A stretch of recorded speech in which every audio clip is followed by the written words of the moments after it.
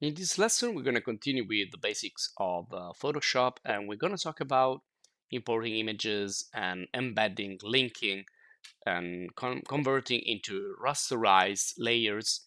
And also, we're going to see some basic transformation like move, rotate, scale, resize, and we're going to start to manipulate our images. Now, in the previous lesson, we started by opening directly an image or by creating a new file.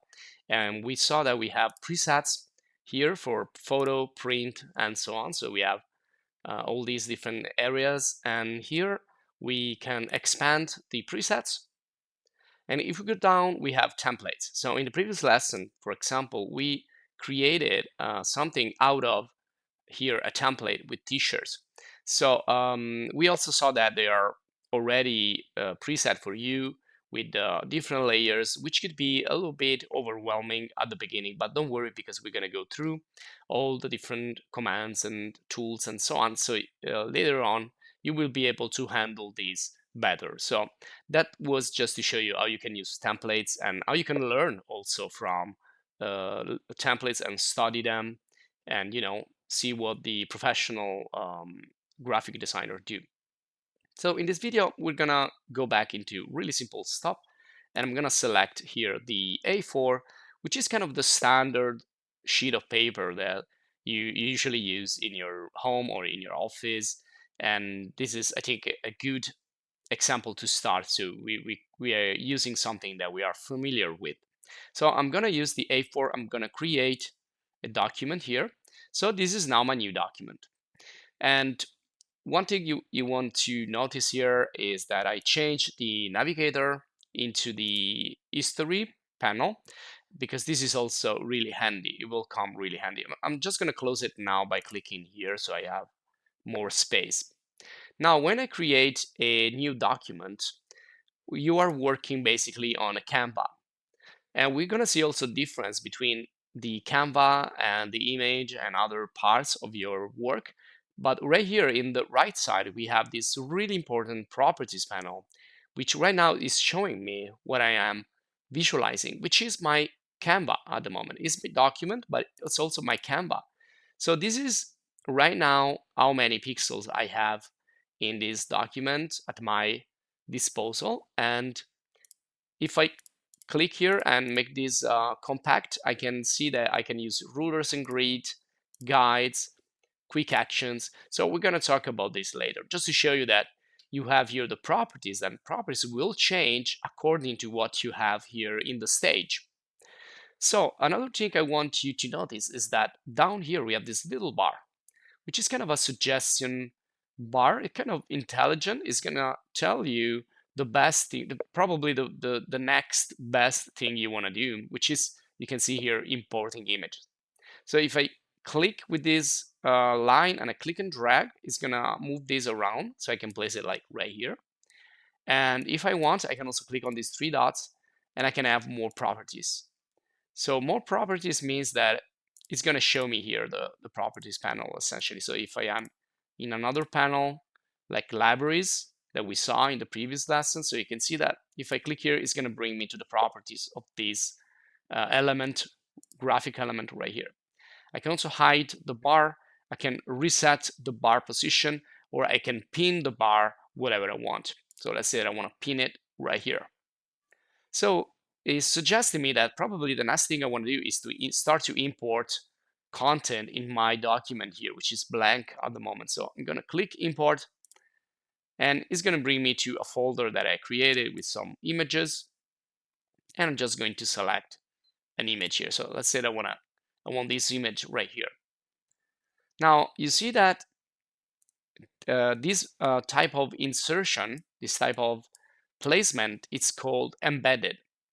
Now we already anticipated some of these. So embedded means that it's going to be completely inside the Photoshop document. So it means that I can transform that as many times as I want. I can deform it. I can do whatever I want. I'm still going to keep it like the original memorized. But I'm going to do some practical examples so you can understand better. So I'm just going to place it right now, right away. And there you go. So we have the first image right here. So the first time you import an image. Again, this is going to change right here. You see, you have now the mirror. So you can mirror this or flip horizontally, flip vertically. And then you can also delete the operation, or you can say, okay, I'm fine, and commit the transform, or you can also press Enter key, or you can also click on this check right here at the top. Before I click on that check, I want to show you also that up here you have the transformations. So this means that you can transform, modify your image from here using parameters, specific values, or you can use the image here in the Canva. So if I, for example, click with the left mouse inside, I can move the Canva. Sorry, not the Canva, the image. The Canva stays there, which is the white space. The image is going to move. So right now I'm transforming the image, not the Canva. And also I can scale it. If I click on this little square, I can scale it down also from here. So each corner can be used to scale. Also, I can use these other grips. And if I move slightly forward here, you can see the arrows change. They become, instead of like two straight lines, they become like a little arc. This means that I can rotate. So if I click and drag again with the left mouse, I will rotate the image. I can rotate it clockwise or counterclockwise. And so these are the main transforming commands. So you have move, rotate, and scale or resize. Now let's see up here, because everything you do here visually, you can do it also here with the values. So this is the position. So if I click on the X here and hold the left key and just move, you can see that it's gonna drag the image. And if I go to the right, the X value is gonna increase. If I go to the left, it's gonna decrease. Also the epsilon, if I click and drag, if I go to the right, it's going to increase the epsilon value, is going to go down. If I decrease the epsilon value, is going to go up. So we are using a Cartesian field made of x's and epsilons. So and y's, actually, this is epsilon in Greek, but x and y. So if I click like this, I'm pushing up the y, and I'm like decreasing the value of the y. Now this is to switch from relative positioning to absolute. Right now we are into absolute positioning. Now let's say that I type here, if I click here and underline everything with double click, or click and drag and underline and type 0, and also do the same with the y, I'm gonna underline and type 0. Now this is the 0, 0 point. Now the image insertion point is just at the middle where the X is. So if I say 0, 0, the image is going to go there. This is the beginning of your 2D world in Photoshop. Everything starts from here. And then the more I move to the right, the more I'm going to have the X value positive. The more I move down, more I have the epsilon positive. If I go up, negative epsilon. If I go left, negative X, and so on. So everything starts from here and then goes from left to right and from top to down. So this is how the digital world is made in terms of positioning and in terms of axis and Cartesian field. Now, if I instead use the relative, it's going to be a little bit different. So now let's do here 0, 0. So you can see 0, 0 is right here. Now let's move on using also the tab key. I can move on these values. And the next one will be the width. So usually width and height will be constrained in terms of proportions, but you can also unconstrain. But usually you want to keep this on. And right now we're using only 10% of the actual image. If I type 10%, it means that I'm using only 1/10 of the image. So this is like 10 times smaller than the original. So let's make this even smaller. Let's make like 5%. And then I also can check here the rotation. If I want a precise rotation, let's make like 45 degrees or like 30 degrees. And let's say, okay, now. There you go. This is our first insertion, our first placement. And it's, if we go here, we can see the first layer. And this symbol right here is telling us that this is a smart object. Smart object means that it cannot lose quality from the original. So it's never going to be less quality than the original. And also here again, we have the properties for this if we want to see. So it's telling me that it's going to be 1000 pixel width and 1200 pixels height, and then the position and the rotation. Now, if I click here, I'm going to reset everything. And it's going to bring everything to the original. Now, this is the original image, which is going to be 4K. So it doesn't fit the Canva. So it's going to go outside the Canva. So to transform it again, how can we do? Well, I cannot see anything here.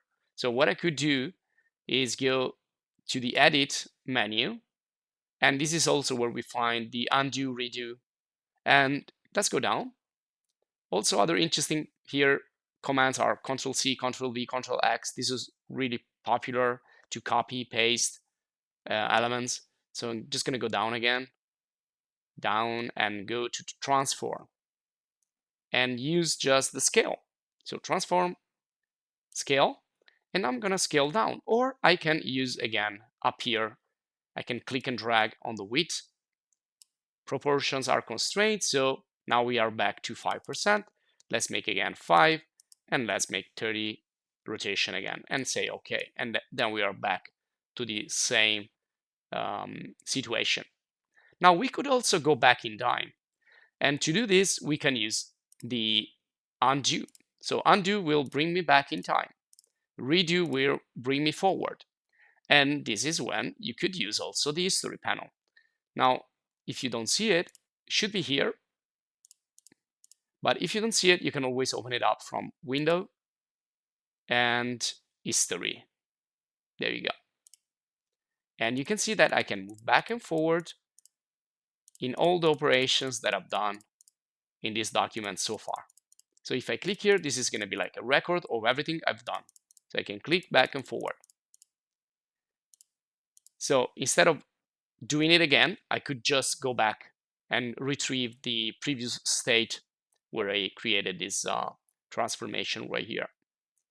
Now down here, you can also create a new document based on this moment. So if I click on plus, it's going to create a new document, which is going to be a copy, but it's not going to have anything here saved except for the current state.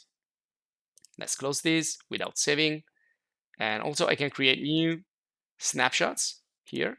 Now snapshots can be used later to retrieve and use it with the history brush, which we're gonna see that later. It's a little bit more complex, so we don't want to see it right now. And you can also delete history. There you go. Now history will be deleted anyway when you close the document and reopen it. So you can just save the snapshot here. Well, let's save this. Save as, and let's save this as lesson 04. Okay, and I want to close it, and I can reopen it right away from here. You can see there's no history because that's like temporary memory. It's not going to be saved. So let's continue here. So I want to show you the difference between having a smart object here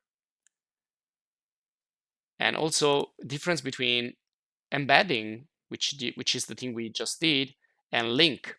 So let me link now another picture here. So I wanna, well, actually I'm gonna use the same exact picture. So I'm gonna go back to photos and place linked. Okay, now let's scale these down again. And I will position here, rotate, and so we have another copy. And say okay. Now we can also drag and drop from the folder in Windows. So if I want to like insert more than one file, so let's say I want to insert this and then this again, and you can hold Control or you can hold Shift to do multi-selection. So if I hold Shift, I'm gonna go from here to here. If I hold Control, I can jump around and select whatever I want, and then I click and drag right here. So it's gonna bring first one this one here, okay, and then the other one. There you go. So here you can see these are all advanced objects, except for this one that is linked. You can go here and turn on and off the layers to see which one is which. Now I don't really want this, so I can click directly with the move and select it and just delete it. I'm gonna delete this layer. Yes, and just gonna use these three. Okay, so I wanna focus now in the difference between the linked, the smart, and the rasterized. So let's go for this one here, the straight one. I want to call this rasterized layer. So double click on the text and call this rasterized. Then this is going to be the linked, and double click here and call this smart. Now, if we to make this rasterized, we need to right click in here on the text and search for here the rasterize layer function. Now we do have some advantages when we rasterize, but I'm gonna talk about those later. Just focus on the difference. Now, if I want to select all of these, I can hold the Shift key and click here or Control key to select them and deselect them from the layer list. So I want to select all of three of them and then go to Edit, Transform, Scale. And then I want to scale them down really, really small, like this, really, really small. Now you also see some guides there. Those pink guides are the smart guides that will help you to make things aligned and centered in this case. So let's say okay, let's confirm this transformation. And now let's go back and rescale them again. So again, go to Edit, Transform, go back to Scale, and then again make this really big. Now you see they look really pixelated, but don't worry, this is just a preview. Let's do okay now. Let's do okay. Now you see that the smart object is fine. The linked one is fine. The rasterized instead has lost the quality of the original image. So when we do linked or advanced embedded object, we can maintain the original quality if we do like scaling up, scaling down, so upsize or downsize. In the rasterized version, we lose that possibility. Now, also, you need to make sure that if you want to use linked, which is kind of a little less heavy when you're saving the file instead of embedding. But if you want to keep this working, you need to maintain the link. If I double click, I can see the original image right here, which is this one here. If I change the name, I'm going to lose the link. So let me just show you this. I'm going to save this file and just going to close it. And then I want to go back to the folder here. So I want to change the name of this. I want to call this like ice creams. Okay. Now let's go back to Photoshop and let's reopen up the file. Okay, see, it's telling me already that the Photoshop application cannot locate this linked asset because it changed the name. And this will happen also if you change the folder, if you delete completely the file, whatever happens to that is not embedded. So you lose the original information, the original file. You can try to relink and find where the original is. I can place this again and relink again, but I'm just not going to do it right now because I want to show you what's going to happen if you cannot establish a link here. So let me just say okay. So you can see there is a little red question mark there in the linked. So let's say that I want to use this now. I want to transform. So let's go to Edit, transform, scale. You see, it's giving me a problem. Is saying me that I could not transform because it's not a linked smart object. So the only thing I could do here to continue to work with this is to rasterize. So if I right click, rasterize, now I can scale it. But that's going to be fine if I leave it in this size or if I make it smaller. But if I make it larger, if I upsize, it's going to have some issues with the quality. It's not going to be the same exact quality of the embedded one. So if I can see this clearly, if I scale it down and then scale it up again, you can see that it's going to lose the initial quality. The only one now which is staying to the original quality and I can retrieve also the original size is the smart object.